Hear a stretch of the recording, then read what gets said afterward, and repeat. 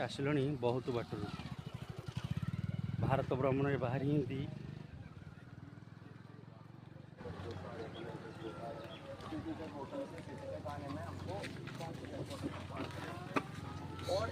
आप कहाँ से आया है भैया? यूपी। कौन सा स्टेट घूम के आया है? हो गया अभी तो मध्य प्रदेश, गुजरात, महाराष्ट्र। थोड़ा यहाँ आना है।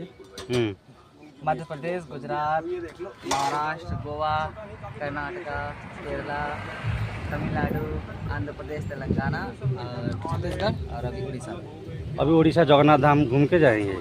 यहाँ में खाना पीना सोना रोना सब।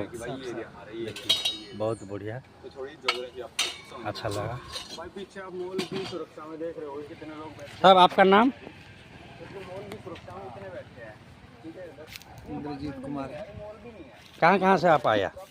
अभी तो हम लोग 14वां राज्य में एंट्री हुआ है हमारा। पूरी जाएंगे? फिर पूरी में 4-5 जगह दर्शन करना है, लिंगराज करना है। हाँ। और 2-3 है देखना है, जैसा सब बनाए होंगे। उसके बाद फिर चले जाएंगे वही गाड़ी में? हाँ, कलकत्ता।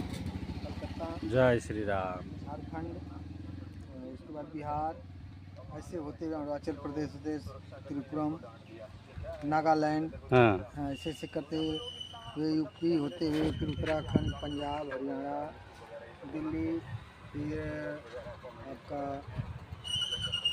हो गया